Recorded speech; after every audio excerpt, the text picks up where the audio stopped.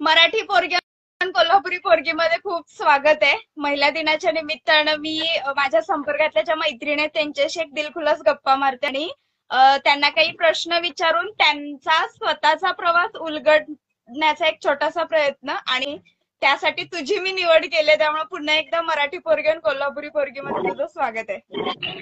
तू माझी निवड केल्याबद्दल तुझे मनापासून मी आभार व्यक्त करते. आणि आणि आता ना आपण व्हिडिओ कॉल केलाय त्यामुळे असं फार मी काहीतरी मोठा पॉडकास्ट घेते अशा ह्याच्यात नको. आपण नॉर्मली कसं मैत्रिणी मैत्रिणी बोलतोय तसं बोलतोय आणि मला दडपण येईल तुझ्याशी बोलताना. नाही चालेल.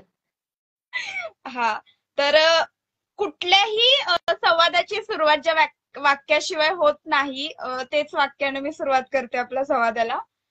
कशी आहेस, काय म्हणतेस आणि काय करतेस सध्या?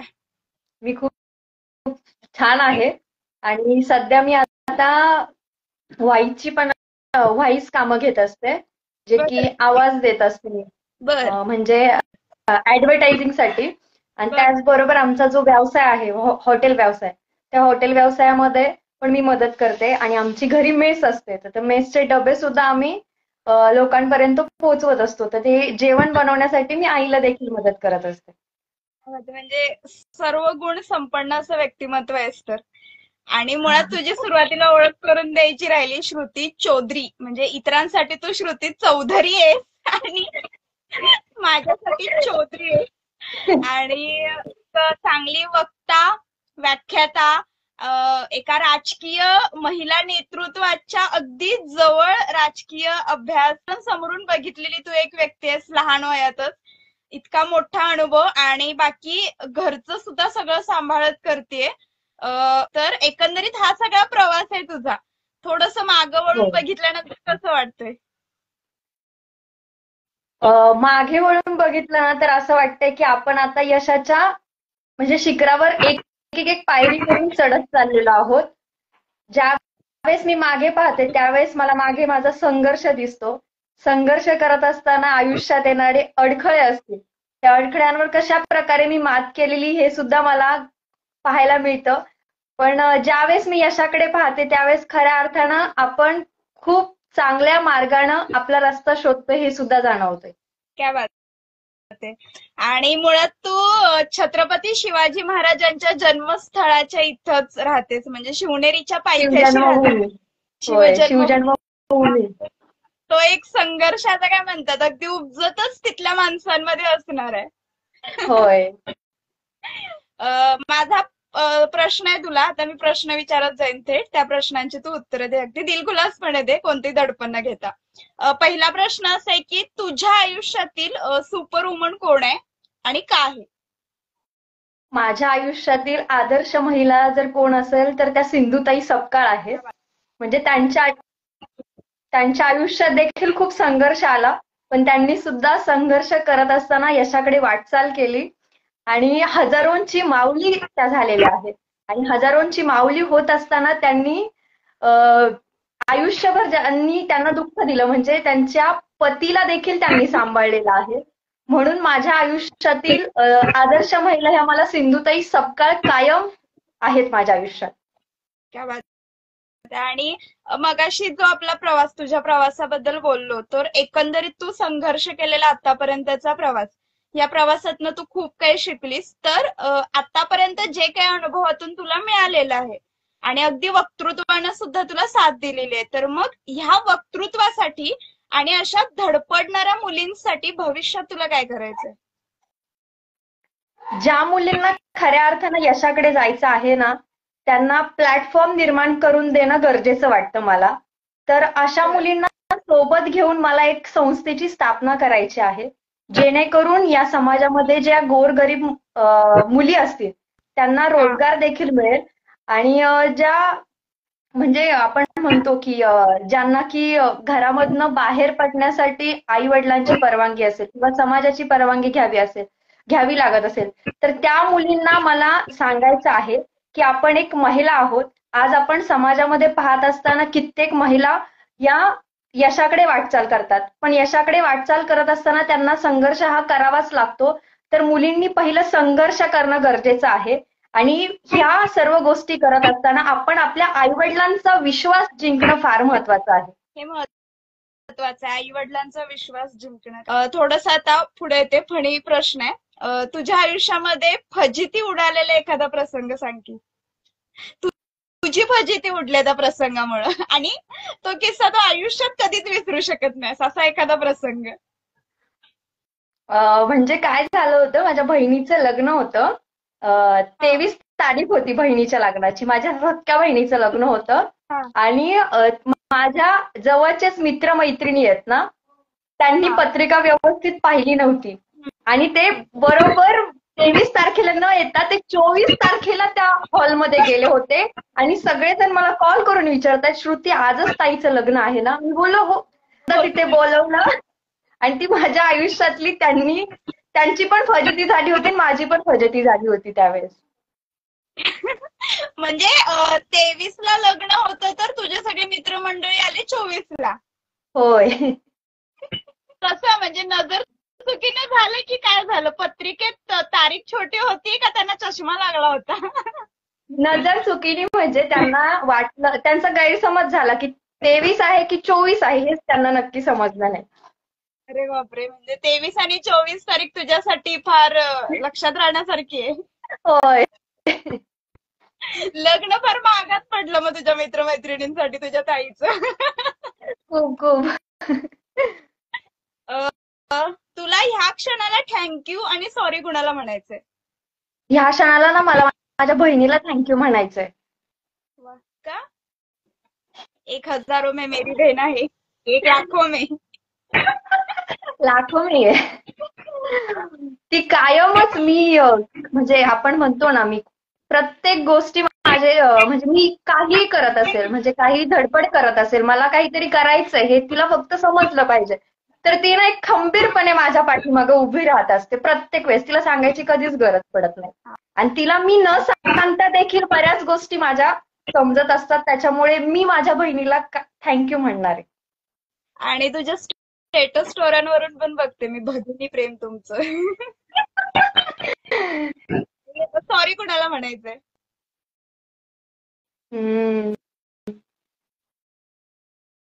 सॉरी लक्ष्मण दादाला बोलायचं. पुढचा प्रश्न आहे की आपण सध्या सोशल मीडियावर जास्त असतो, लाईक कमेंट शेअर ह्या गोष्टी असतात. काही पोस्ट आपण आवडली नाही की डिलीट करून टाकतो. तर मग व्यक्तिमत्वातला अशी कोणती गोष्ट तुला डिलीट करावीशी वाटतेय की ही गोष्ट नकोय आता माझ्यात? मला ना माझ्या स्वभावामध्ये ना शांतता पाहिजे. मी कायम चिडचिड करत असते. तर मला माझ्या आयुष्यामधली स्वभावामधली कोणती गोष्ट बदलू शकत असेल तर मला माझा स्वभाव हा शांत करायचा आणि माझी चिडचिड ही कमी करायची. नाही तशी आहेच सोड शांत, पण तितकीच तापट पण आहे हे मी पण मान्य करते. म्हणजे ते तोफ रणरागिणीची तोफ नसते गे तसं आहे, समोर पण आले की गेलाच. पुढचा प्रश्न आहे, तुला एरवी तर आपण सगळ्यांना फॉलो करत असतो, कोणी असतील ते चांगलं काम करत असतील ते, पण तुला सध्या असं वाटतं का, म्हणजे तुला काय वाटतं की तुला कोणी फॉलो केलं पाहिजे?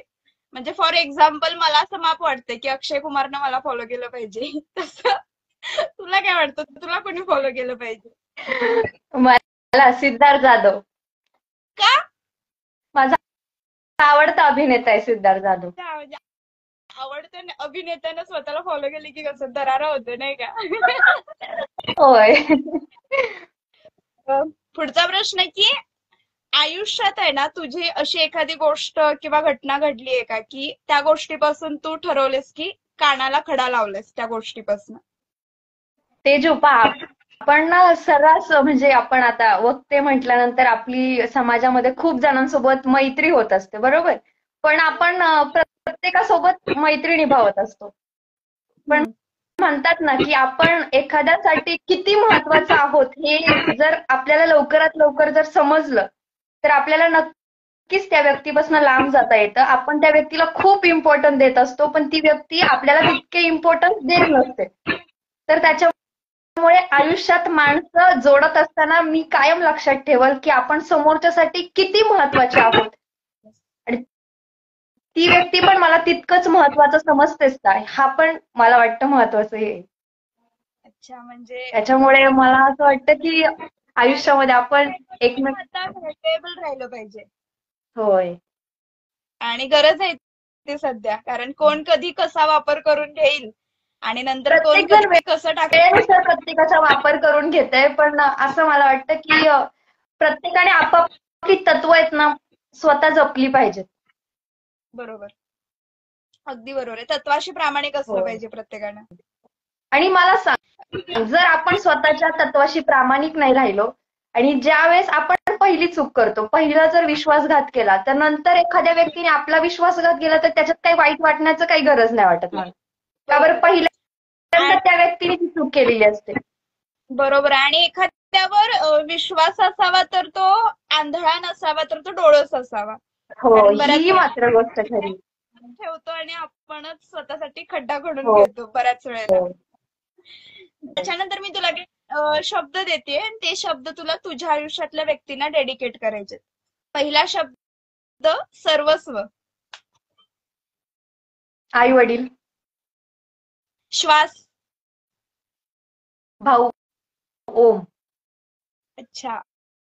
आणि एनर्जेटिक टॉनिक. केशव, माझा मित्र. वा. रॅपिड फायर आहे, तुला 3 प्रश्न मी विचारेन. 3 प्रश्नांमध्ये 2 पैकी 1 तुला चूज करायचे. पहिला प्रश्न, साडी की ड्रेस? साडी. माहिती होतं मला तुझं साडी प्रेम, म्हणून मी हा प्रश्न केला. दुसरा प्रश्न, व्याख्यात्या की प्रचारक? प्रचारक. का? जास्त करून त्या क्षेत्रामध्ये मी काम केलेलं आहे. जास्त व्याख्यानं तर अजून केलेली नाहीयेत ना मी. अच्छा.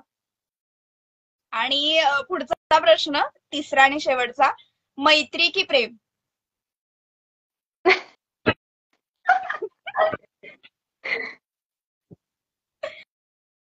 प्रेम. क्या बात आहे, प्रेमात सुद्धा मैत्री असू शकते. हो. तुझ्या दृष्टीने प्रेमाची व्याख्या काय? पाडगावकर म्हणतातच की प्रेम म्हणजे प्रेम असतं, तुमचं आमचं सेम असतं. निस्वार्थीपणे केलं जातं ते प्रेम असतं, मला असं वाटतं. शेवटचा प्रश्न ह्या एकंदरीत आपल्या संवादातला, की आता महिला दिन येतोय 8 मार्चला. तुझ्या दृष्टीनं तुला अपेक्षित असणारा महिला दिन कसा असावा? महिला दिन माझ्या दृष्टिकोनातून असा असावा की प्रत्येक महिलेने ना आयुष्यात काहीतरी केलं पाहिजे. नुसतंच चूल मूल ह्या गोष्टी करत असताना देखील आपण स्वतःसाठी स्टँड घेतला पाहिजे कुठेतरी.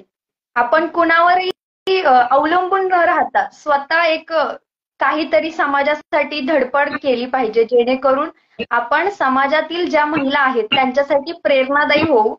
त्याच्यामुळे आपण मग ती गोष्ट करत असताना आपण छोट्या छोट्या गोष्टींमधनं सुरुवात केली तरी चालू शकते. म्हणजे आता भरपूर महिला घरी असतात, पण घरी असून देखील त्या समाजासाठी खूप चांगल्या प्रकारचं काम करत असतात किंवा त्यांचं घर चालवण्यासाठी छोटे मोठे व्यवसाय देखील करत असतात, जेणेकरून त्यांचं घर देखील चालत असतं आणि समाजाला देखील त्यांचा फायदा होऊ शकतो. अच्छा, म्हणजे निर्भर आत्मनिर्भर झालं पाहिजे. खूप छान वाटलं तुझ्याशी बोलून श्रुती चौधरी. बऱ्याच वर्षांनी, दिवसांनी पण बऱ्याच वर्षांनी असं आपण भेटलोय आणि लवकरच प्रत्यक्ष सुद्धा भेटू. आणि माझ्या एका विनंतीला मान ठेवत तू इथं आलीस, या छोट्या प्लॅटफॉर्मवर मोठं मन दाखवून आलीस, त्याबद्दल खूप खूप आभार. आणि तुला सुद्धा महिला दिनाच्या खूप साऱ्या शुभेच्छा.